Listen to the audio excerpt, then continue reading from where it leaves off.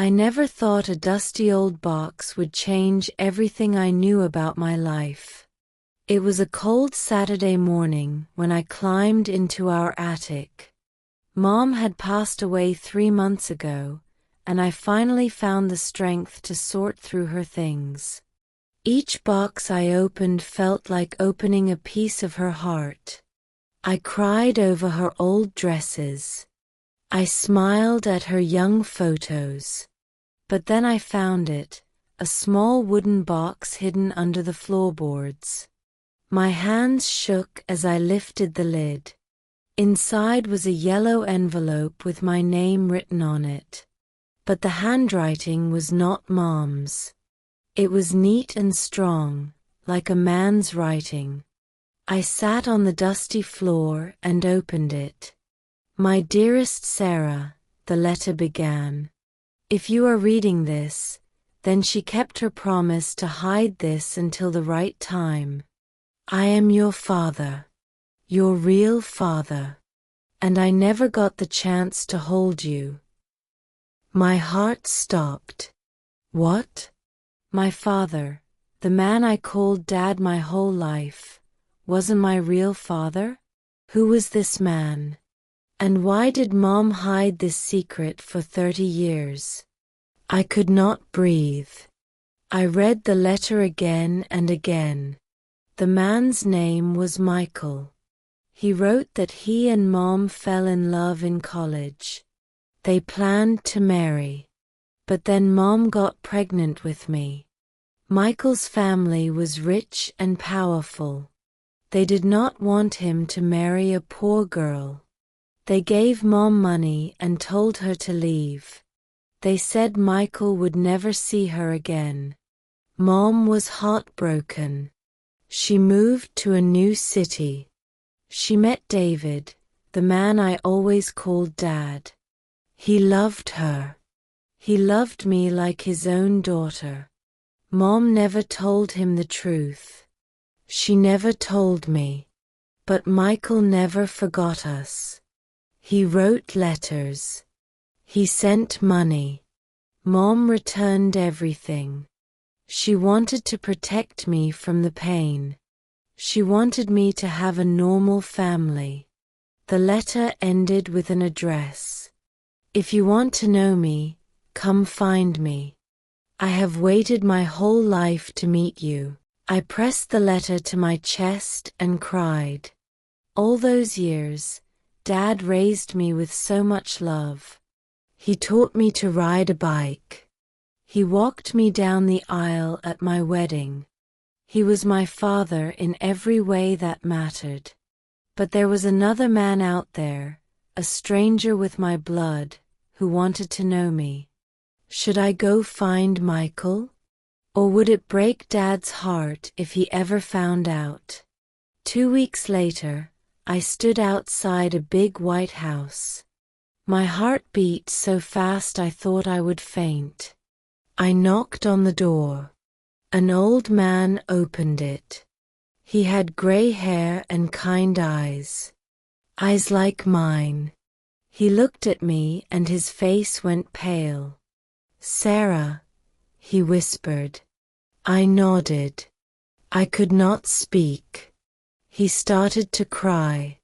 Right there, this stranger, my father, cried like a child. He pulled me into his arms, and I felt 30 years of pain pour out of him. "I looked for you," he said. "I searched for so many years. But your mother hid you well. She protected you from my family, from their cruelty." We sat in his living room. He showed me photos of my mother when she was young. They looked so happy together. He told me how his parents forced them apart, how he fought them but lost, how he married someone else but never stopped thinking about us. "I have a half-brother?" I asked when he mentioned his son. "Yes, Thomas. He is 2 years younger than you. He does not know about you yet." My head spun. a brother, a whole other family. But then Michael said something that made my blood turn cold. Your mother did not just leave to protect you from my family, Michael said slowly. She left because my mother threatened her. I stared at him. What do you mean? My mother told your mother that if she did not disappear, they would make sure she had an accident. They would make sure she could never raise you. Your mother was terrified. She ran away to save both of you. I felt sick. All this time, I thought Mom kept the secret because she was ashamed. But she was scared. She was protecting me from dangerous people. Are they still alive?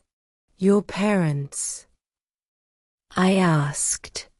My father died 10 years ago. My mother is in a nursing home now. Her mind is gone. She does not even remember her own name. I did not know how to feel. Part of me wanted to scream at that old woman, but another part of me just felt empty. Does Dad know? I asked. The man who raised me? Michael shook his head. I do not think so. Your mother loved him. She would not hurt him with this truth. I thought about Dad. He was getting old now. His health was weak. If he found out I was not his real daughter, would it break his heart? Would he feel like his whole life was a lie? I had to make the hardest choice of my life. Tell Dad the truth or keep Mom's secret buried forever. I drove home in silence. My mind was at war with my heart. That night, I visited Dad. He was watching TV in his old armchair, the same one he sat in my whole childhood. Hey, sweetheart, he smiled. What brings you here? I sat beside him. I looked at his kind face, his gentle eyes. This man loved me without question. He never asked if I was really his.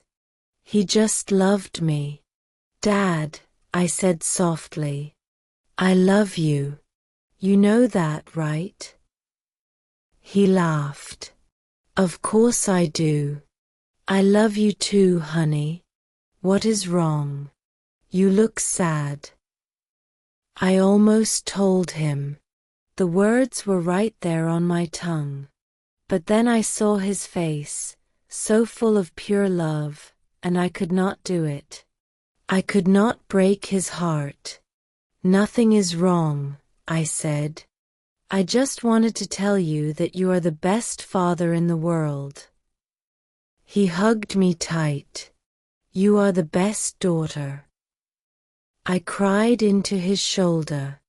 I decided then that some secrets should stay buried. Mom kept this secret to protect us, and I would do the same.